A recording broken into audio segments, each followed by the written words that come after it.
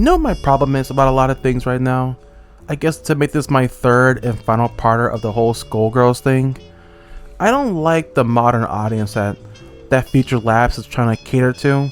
Because after sifting through a lot of posts and comments on Twitter and YouTube talking about the drama overall and how it's going on, the people I notice a lot who are just shitting on the game are the ones who are the most sane. The people who are going against those people are the people who are like, I like the changes, I like the censorship, I like how it's trying to appeal to a modern audience. And you guys are just brain dead coomers who like a little sexualization, who likes a little horny. And it's just like, no, you dumb fuck. We like the game how it was before they ruin it, before they change, what was essentially its identity. You don't get it. You're probably like the guy who only has like I'm sorry, not guy. They, them, it, zim, demon. I don't fucking know what these pronouns are. They're like 3 billion pronouns. I could pull up an Urban Dictionary and that thing would be like 300 pages long.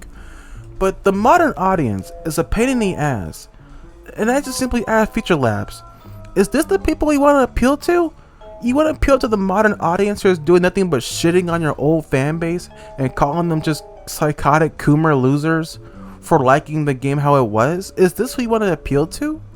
Are these the people you want to support your game?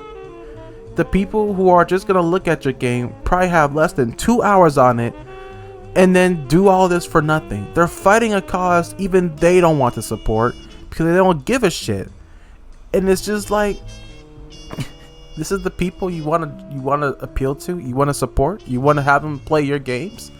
I mean, this is the worst. This is like a much worse backstab than when Zone was fully supportive of it.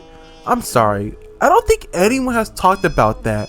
The whole Zotan thing, where it's just like Zone was fully supporting censorship of Skullgirls. It was just like, hey, if they censor my things, I don't care. It's all cool. They get rid of my character, it's fine. It's just like, Zone, you made a hentai parody of Philia, the character that's being caught under such a hot lens right now. You have a whole skin for Squiggly in there. You yourself have a model in the game. Why are you okay with this? I mean, I was literally gonna put a tweet under Zone, but it was too late at that point. It was gonna be a little clip from Shadow the Hedgehog when you one of the bad endings, and Sonic just looked at Shadow and be like, why are you siding with them? Just that simple tweet would have been beautiful. Cause I'm asking, cause that's like the ultimate betrayal of all time for a content creator who's known for all their porn parodies, even some of the ones that are my personal favorite, like the I can't name them here, but I got a few of them. But a person who's known for their porn parodies and for ZTV News, my personal favorite, occasional YouTube series that comes up every now and again. It was an Etchy Vacation or what's that fucking word again? Etchy Nation or whatever the fuck that miniseries was. It feels like a big stab in the back to you, to your fan base who supported you, to the people who are anti-censorship. It's like, Zone, what the hell is happening? And this is my crackhead theory. My theory is the fact that Zone is only saying this to save face with the company so they could keep his shit in the game. Because I'm pretty sure Zone started going like off and being like, this is fucked up, they would have ripped this shit off in the game too. And I'm betting $30 whole that's the exact reason why. Because I don't believe the person who makes porn parodies is widely known for those parodies, and Zontan, the character in question, who was like, I'm watching you fap and I got like a whole tentacle monster thing and I'm used for porn all the time, is siding with censorship. It's like you might as well just spit in my fucking face and then slap me on the nuts. Like I never seen no shit like that. Hell, even people on their Twitter were just like, man, this is an evil world we live in. This is some real treacherous shit. Oh man.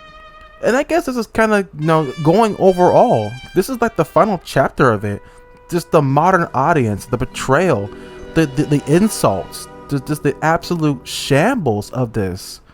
I know that every other YouTuber is now covering Skullgirls as a whole, so I'm kind of glad that I was like one of the first few who could cover it and really express my opinions about it. It's kind of funny that I barely play that game, but yeah, I almost have like 50 hours on it, even though I never played it competitively once. I just played all the stories.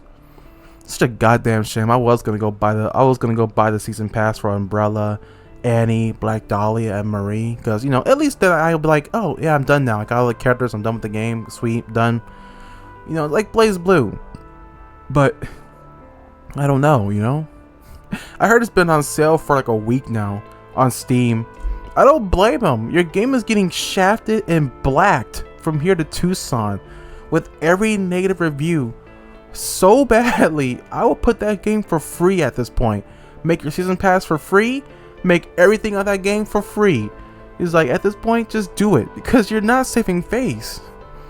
Sure, as time goes on and people will start forgetting about this and they'll start dying down, I'm just letting you know now that we may have forgotten, but we simply will never forgive all this travesty.